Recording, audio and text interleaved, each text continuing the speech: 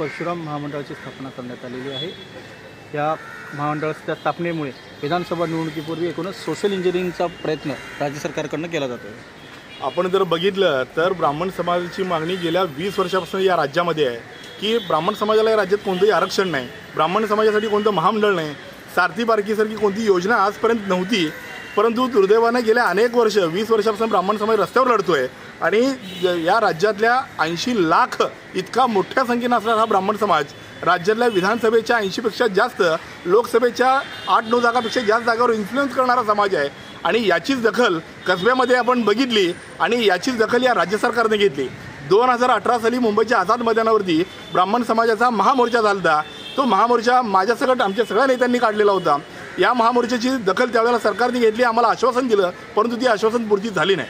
परंतु गेल्या 15 दिवसापूर्वी राज्य सरकारकडून आम्हाला बोलवणं आलं आणि या बोलवण्यामध्ये आमचे दीपकजी रणवरे असतील, बाजीराव धर्माधिकारी असतील, या सगळ्यांच्या नेतृत्वामुळे ही खऱ्या अर्थानं बैठक त्या ठिकाणी लागली। या बैठकीमध्ये माझ्यासकट सुरेश मुळे असतील, मकरंद कुलकर्णी असतील, विश्वजित देशपांडे असतील, अर्चना सडोळकर, संजीवनी पांडे, या राज्यभरातल्या सगळ्या वेगवेगळ्या नेत्यांनी, गजानन जोशी, सचिन वाडे पाटील, या सगळ्या नेत्यांना त्या ठिकाणी उपमुख्यमंत्री देवेंद्र फडणवीस यांनी बोलवलं आणि त्या ठिकाणी ब्राह्मण समाजाच्या भावना किती तीव्र आहेत या देवेंद्र फडणवीस सगट या राज्य सरकार प्रशासनातल्या अधिकाऱ्यांनी जाणून घेतल्या।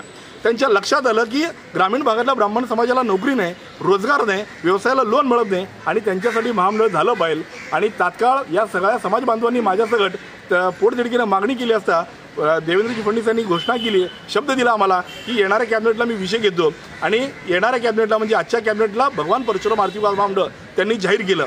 प्रथमतः हे महामंडळ जाहीर केल्याबद्दल मी त्यांचं अभिनंदन करतो, परंतु आमचं पाहिजे तेवढं समाधान झालं नाही। कारण हे महामंडळ 1000 कोटीचं व्हावं, कारण 80 लाख लोकांना जर याचा फायदा व्हावा असं तुम्हाला वाटत असेल तर 1000 कोटी रुपयाला बजेट लागणार आहे। परंतु किमान तोंडाला पानं पुसण्याचं काम या राज्य सरकारने केलं। 50 कोटीमध्ये आमचं काही भागत नाही, परंतु ठीक आहे, येणाऱ्या निवडणुका बघता आम्ही या सरकारवर खऱ्या अर्थानं हक्कानं नाराज आहोत। कारण की ज्या पद्धतीनं आम्हाला 1000 कोटी पाहिजे होते ते न देता 50 कोटीमध्ये आमची बोलवण करण्यात आली।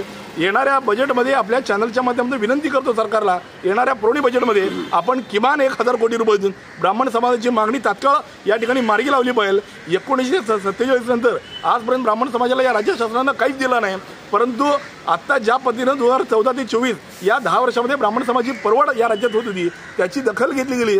परंतु आज आम्हाला खऱ्या अर्थानं आनंदाचा दिवस असला तरी आमचा समाधान नाही, आनंद मात्र नक्की झालेला आहे। ज्याविषयी आम्हाला पुरवणी बजेटमध्ये 1000 कोटी मिळतील त्याविषयी आमचं नक्की समाधान झालेलं असेल।